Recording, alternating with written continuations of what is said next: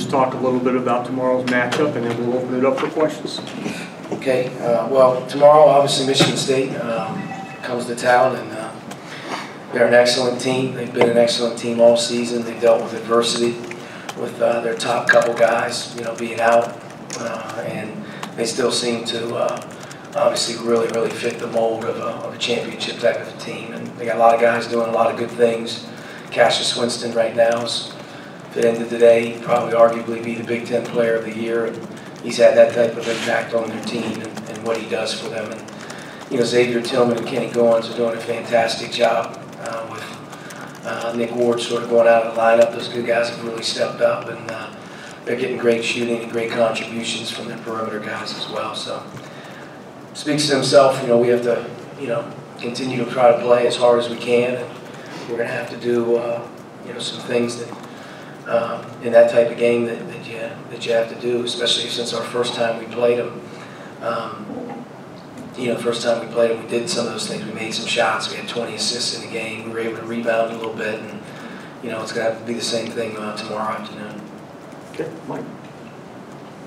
You just touched on it, but there was a lot of, I don't know if fluky is the right word, but hitting shots and the offensive rebounding numbers, things that this team just hasn't really consistently done. We're done in that game. Are there things that you see that allow those things to maybe happen again, or things that you can maybe grease the skids a little bit to allow those things to occur again? Well, I thought that our team in the first game played extremely hard. I mean, that was the biggest thing. And sometimes when you just play really hard and you're committed to playing to win and not worried about a whole lot, sometimes the ball sort of finds you on 50-50 plays, which we had a number of them that came our way. I thought we were very active, getting back and stopping some of their easy ones. And they had a tough night from the line as well that night, which played a part in it. But we had some guys, drive to pass, unselfishly at times.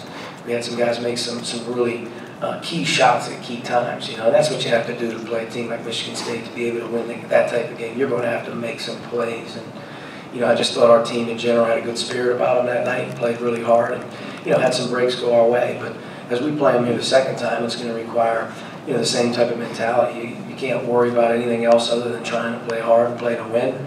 Then usually good things will happen if you have that type of a mindset. But from an execution standpoint, especially offensively, we were able to move the ball that night. And I'm sure they're going to do some things differently in game two that won't allow us to do that, so we're going to have to adjust. Jeff, just pass the microphone around since we have such a small group. It's Robert Finney, the last 2, 3, 4 games. Seems like he's kind of been himself again. What have you seen, and why do you think his play has been on an uptick? He's definitely playing the best that he's played since pre-injury. It took him obviously a good while to get his rhythm back. He lost confidence, he lost conditioning, but he's played his way through it, and I think he's as healthy as he's been all year. He's really playing an outstanding game defensively for us right now. He's our best perimeter defender by far.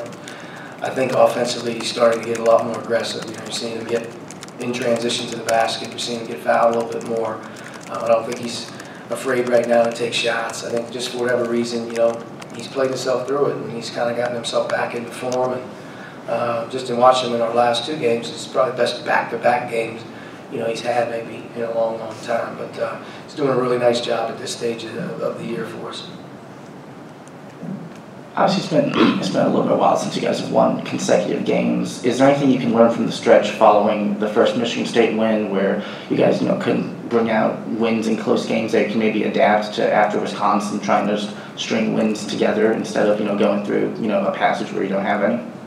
Yeah, I mean, I don't think there's any correlation. We're obviously trying to play our best. We're trying to win every game, and building off the momentum that we got against Wisconsin, being able to finish a hard-fought game should give us a positive bounce. I think that's the one thing. You want to get that pressure sort of off your shoulders as a player, as a coach, whatever, as a team, where you're coaching and practicing and you're playing without distractions. And I think right now, going into this game on Saturday, our team knows what type of challenge we have.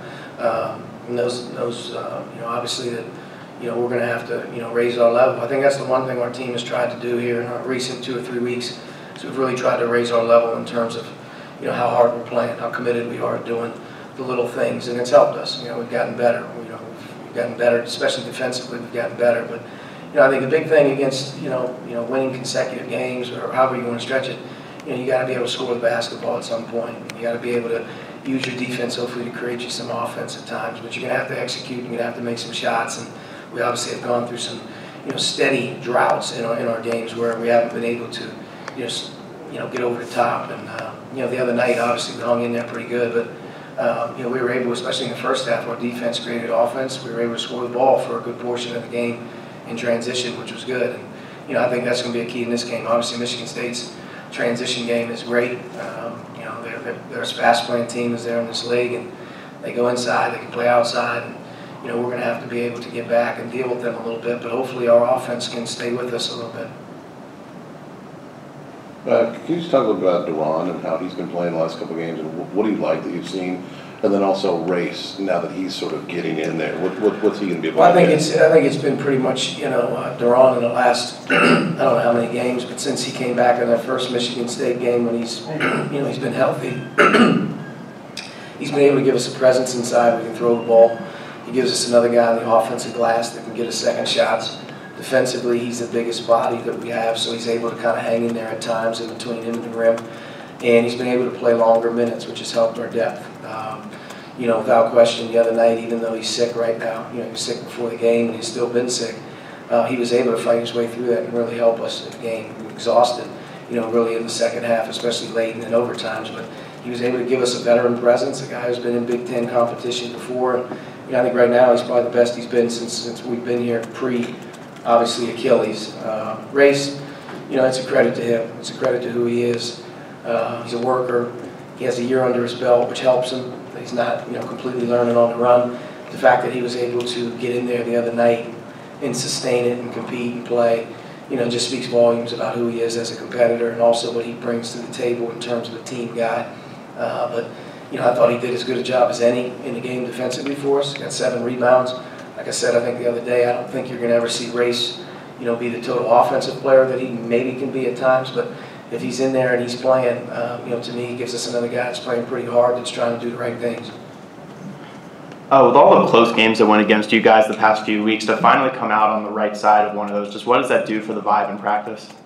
It's, self-explanatory. It really, obviously helps the spirits of the guys. We've been knocking on the door, playing in one-possession games here for the last few weeks, and to come up short, obviously, at times was very disappointing. But to see us continue to play hard, continue to play, to win and have confidence in each other means a lot. But to get the win, obviously, it really helps the morale of the guys.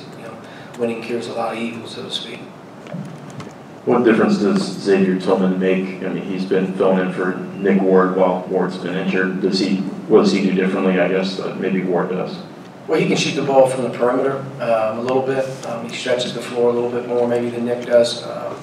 But he's doing the same thing. I mean, they're pounding the ball inside. He's giving them a strong presence around the basket. Maybe needs angles and maybe gets some seals more so than actually just playing sort of with his dribble behind the back. But they do a good job getting him the ball, and he gives them a good presence in transition. I think he's averaging about 16 a game in the 2 or 2.5 games that Nick has been out. So he's really picked up right where he left off, and it hurts their depth obviously long term, but here in the short term, when they have their 5 out there on the floor, to me those 5 are very, very good. And Xavier was good in the first game against us as well. You've obviously talked a lot in this one about just these guys playing hard and playing as hard as they're supposed to. I guess what have you seen, I guess, in practice, outside of games that shows you that they're in a place where they can also sustain this, that they're not just getting up, on game day or for a couple big ones, that they're able to kind of keep this level going the rest of the way? Yeah, I think the accountability in practice and the competition level has gone way up. I think the guys understand that, when we practice right now, that's probably as important as anything that we do. I think those guys have really raised their level of intensity on a daily basis. Our perimeter guys in particular are getting better. They're doing a better job of working on the ball and working on shooters. And I think that's really helped. But just in general, I think our mindset has been one of which when we go to work every day, let's push each other as hard as we can. And you're constantly trying to improve on things, and playing hard something you can improve on. I mean, that's simple, but it's self-explanatory. If you're working as hard as you can every day and you're able to sustain that and carry it over into games, and you're getting contributions from a lot of guys, that's probably a team that has a right mindset. I think we have a good mindset right now.